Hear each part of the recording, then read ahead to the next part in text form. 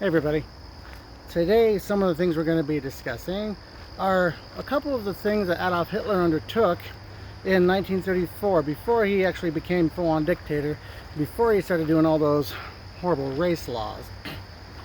He decided that he was going to call upon an Austrian manufacturer by the name of Ferdinand Porsche.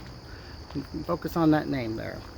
And he met with Mr. Porsche and he said that he wanted to commission him to make a car that the average German can own. Because up at that point, especially in Germany, only the wealthy own cars.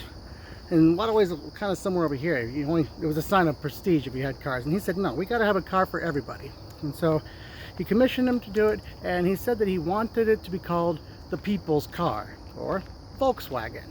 That's where that came from.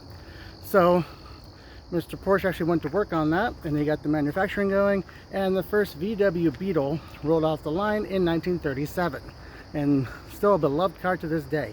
It was actually quite revolutionary because the car is oil cooled instead of water cooled, so actually could do a lot more than it was. Just really brilliant ideas on that one. So, and another thing he wanted to do is help try to get the nation back to work. Was the road systems were kind of intertwined and mixed up, and they weren't very good for moving. And so he got people working together to help the employment by creating a highway system which was called the Autobahn.